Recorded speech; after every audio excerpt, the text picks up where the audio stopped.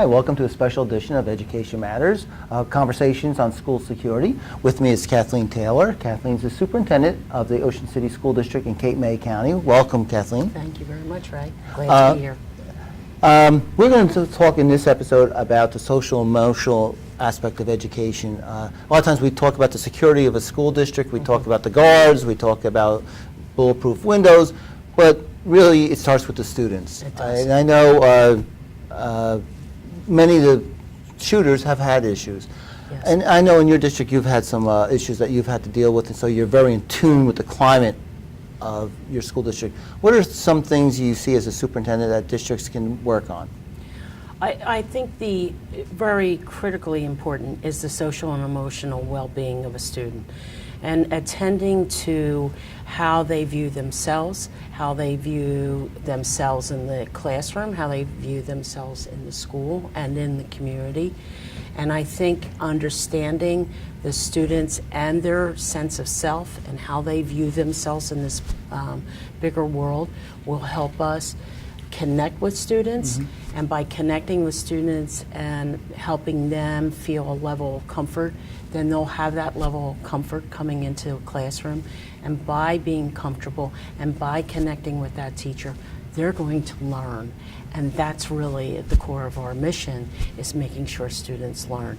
And in order to do that in today's world, we have to take care of the social and emotional well-being of students. And I know you had an incident with a suicide in your district that really rocked the community. It did. How do you go about changing the philosophy? Because, you know, you and I were talking earlier, no one goes into education thinking about being a security guard or a mental health profession. How do we change the mindset of many educators? Not that it's a negative one, but they have to expand it. I think it's, well, when you have a critical incident, tragedy, such as a student suicide, it does rock you, and it does rock why you're there, what are you doing, and it makes you step back and look at the whole picture, and how can we best meet the needs of our students, and how can we make sure that they're the best learners they can be. And in doing so, it became obvious to us that we need to talk about the social and emotional well-being, that students are under a great deal of stress, and we have to help them understand that stress is part of life, and having a bad day doesn't mean having a bad life. It means you might just have a bad day, but how do you work through that day? As part of that work, we realized that we need to help understand for ourselves, what does stress, what does it do, what are the signs of stress, how does stress impact a student in their day-to-day work in the classroom and in their day-to-day interactions with other students. What's the difference between anxiety and depression versus more serious mental issues?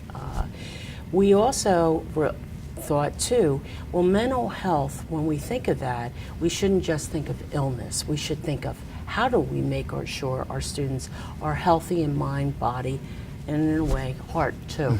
And so that was an important piece for us. And then, as I share with my administrators, because we all feel the pressure of trying to meet the different type of mandates, that we need to embrace this. We have to teach the whole child, and this is part of teaching the whole child.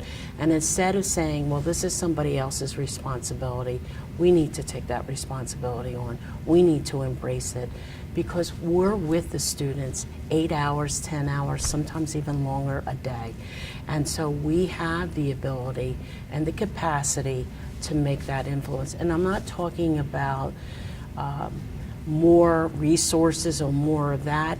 I'm talking about just understanding the child and their developmental issues and where are they in that mental health continuum.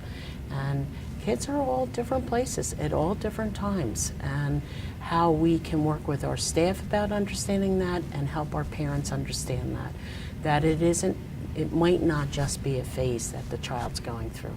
This might be the start of something very serious. So, if we're in tune to that as a school district, it's more of a preventive measure, not just for school violence, but maybe self-inflicted wounds or suicide, and maybe help the Right. student academically as Right, well. Right.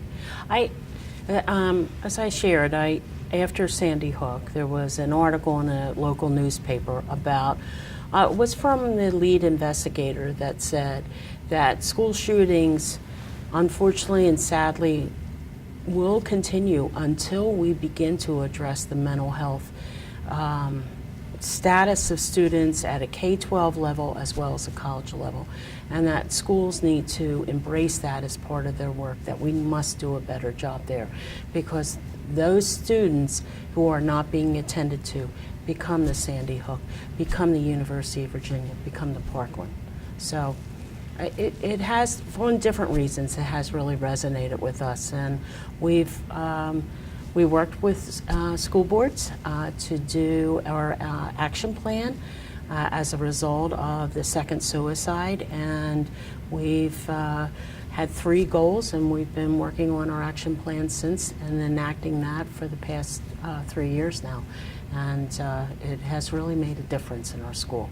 I'd like to thank Kathleen Taylor from the Ocean City School District talking about the social and emotional aspect of our students. Thank you.